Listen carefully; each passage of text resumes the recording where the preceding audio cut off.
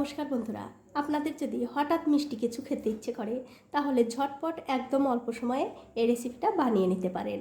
খেতে কিন্তু ভীষণ ভালো লাগে আর বানানো তো একেবারে সোজা। তো রেসিপিটা করার জন্য একটা কড়াইতে দিয়ে দিচ্ছি একটুখানি দুধ। এবারে দুধটা ভালো করে একটু জাল দিয়ে নিতে হবে। তো এই দেখুন দুধ কিন্তু খুব ভালো করে আমি জাল দিয়ে নিয়েছি। এখন এর মধ্যে দিয়ে দিচ্ছি দুটো সাদা এলাচ আর দিয়ে দেবো একটু সুজি। এবারে গ্যাসের ফ্লেমটা একদম লোতে রেখে এই সুজি অল্প অল্প করে দিতে হবে আর এই দুধের সঙ্গে মেশাতে হবে। তো এই দেখুন সবটুকু সুজি কিন্তু আমি দিয়ে দিয়েছি। এখন আমি গ্যাসের ফ্লেমটা একদম লোতে রেখে এই সুজিটা দুধের সঙ্গে কিছুক্ষণ রান্না করে নেব। তো এই দেখুন দুধের সঙ্গে সুজি কিন্তু আমি খুব ভালো করে রান্না করে নিয়েছি। এখন আমি মিষ্টির জন্য দিয়ে দিচ্ছি স্বাদ মতো চিনি। এখানে 2 চামচ চিনি আছে আর তার সাথে দিয়ে দেবো 2 চামচ গুঁড়ো দুধ। এবারে সব কিছু খুব ভালো করে এই সুজির সঙ্গে মিশিয়ে নিতে হবে। তো এই দেখুন সব কিছু কিন্তু খুব ভালো করে মেশানো হয়ে গেছে। এখন এর মধ্যে দিয়ে দেব সামান্য একটু ঘি। তারপর ঘিয়ের সঙ্গেও এই সুজিটা আরও 1 মিনিট মতো ভালো করে রান্না করতে হবে। 1 মিনিট না হলেও হবে, তার থেকে একটু কম সময় রান্না করলেও হবে, মানে ঘিটা এই সুজির সঙ্গে ভালো করে মিশিয়ে দিলেই কিন্তু হয়ে যাবে। দেখুন সব কিছু কিন্তু খুব ভালো করে মেশানো হয়ে গেছে। এখন আমি গ্যাসের ফ্লেমটা বন্ধ করে দিয়ে এই সুজি অন্য একটা প্লেটে তুলে একটু ঠান্ডা করে নেব। সুজিটা তুলে নেবার পর ওই কড়াইতে দিয়ে দিচ্ছি আমি 1/2 লিটার দুধ। এবারে গ্যাসের ফ্লেমটা বাড়িয়ে দিয়ে এই দুধটা খুব ভালো করে জাল দিয়ে নিতে হবে। তো এই দেখুন দুধ কিন্তু আমি খুব ভালো করে জাল দিয়ে নিয়েছি। দেখতেই পাচ্ছেন দুধটা কিন্তু অনেকটা শুকিয়ে গেছে, মানে অনেকটা ঘন হয়ে গেছে।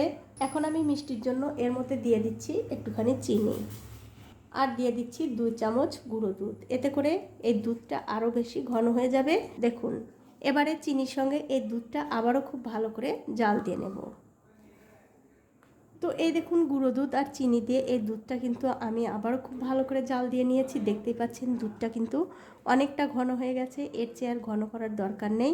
এখন আমি গ্যাসের ফ্লেমটা বন্ধ করে দিয়ে এই দুধটা একটু ঠান্ডা করে নেব। এখন দেখতে পাচ্ছেন এখানে আমি কয়েক পিস পাউরুটি নিয়েছি।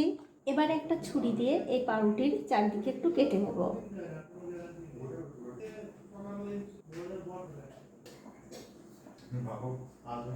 তো এই যে সবগুলো পাউরুটি কিন্তু আমি কেটে নিয়েছি। এখন আমি কিছু পাউরুটি এক পাশে রেখে দিয়ে একটা পাউরুটি নিয়ে নিলাম। এবারে বেলনি দিয়ে এই পাউরুটিটা একটু ভালো করে বেলে নিতে হবে। দেখুন ঠিক এরকম করে। এবারে যে সুজির পুরটা আমি বানিয়ে নিয়েছিলাম সেখান থেকে একটুখানি পুর এই পাউরুটির মাঝখানে দিয়ে এই পাউরুটির চারদিকে একটুখানি জল লাগিয়ে দিতে হবে।